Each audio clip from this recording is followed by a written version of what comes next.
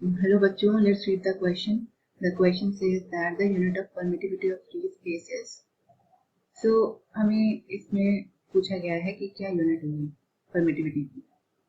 So key concept here is permittivity. So permittivity को हम epsilon से रिप्रेजेंट करते हैं. तो इसे समझने के लिए सबसे पहले एक एग्जांपल लेते हैं कि एक मॉलिक्यूल है और उस मॉलिक्यूल को हमने इलेक्ट्रिक फील्ड में रख दिया है. ये मॉलिक्यूल है, ठीक है. हमने इसे एक्सटर्नल इलेक्ट्रिक फील्ड में रख दिया, ठीक है. और कुछ टाइम के बाद हम देखते हैं कि इसमें पॉजिटिव चार्ज यहाँ आ गए और नेगेटिव चार्ज यहाँ आ गए.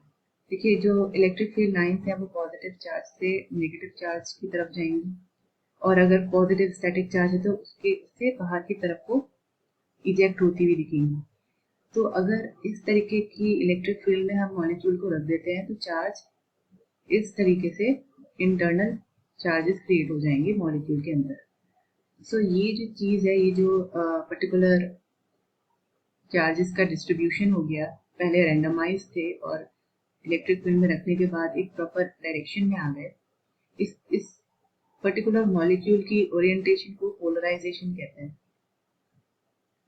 पोलराइजेशन, ठीक है. चार्ज ओरिएंटेशन को इस तरीके से एक्सटर्नल इलेक्ट्रिक फील्ड में चार्ज का ओरिएंट होना पर्टिकुलर स्पेसिफिक डायरेक्शन में in opposite to the direction of electric field, इसे हम पोलराइजेशन कहते हैं.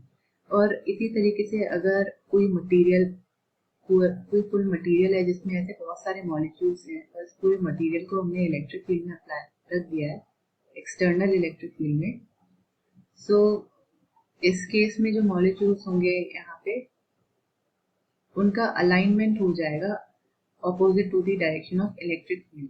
सो इनकी इस अलाइनमेंट की वजह से इस मटेरियल के अंदर एक इलेक्ट्रिक फील्ड प्रोड्यूस होगा इनसाइड, जो कि एक्सटर्नल इलेक्ट्रिक फील्ड की डायरेक्शन के ऑपोजिट होगा, ठीक है.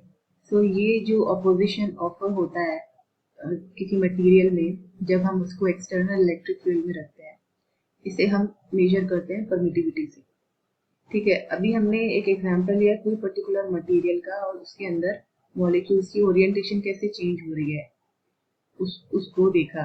पर यहाँ पे मीडियम अगर रिप्लेस कर दिया जाए वैक्यूम से, अगर मीडियम जो है रिप्लेस कर दिया जाए वैक्यूम से, तो जो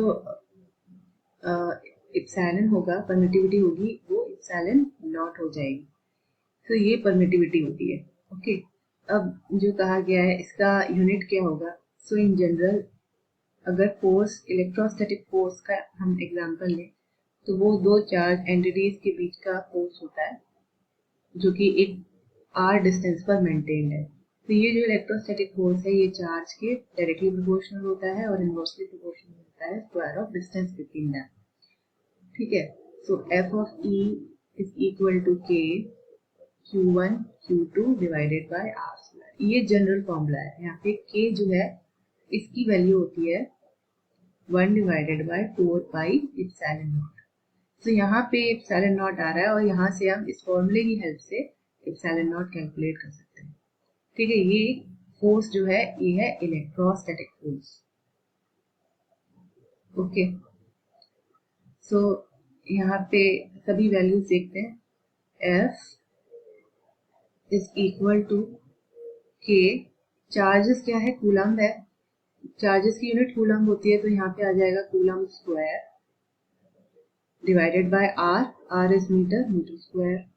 और फोर्स क्या होता है, फोर्स की यूनिट होती है न्यूटन, ठीक है. सो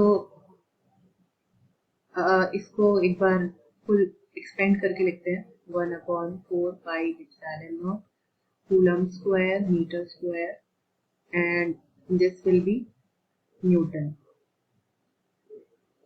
ठीक है.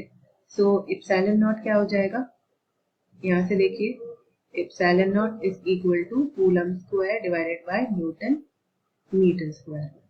तो ये एप्सिलॉन नॉट की यूनिट हो जाएगी, coulomb square divided by Newton meter square. Okay, option B is correct. I hope you understood it well. Best of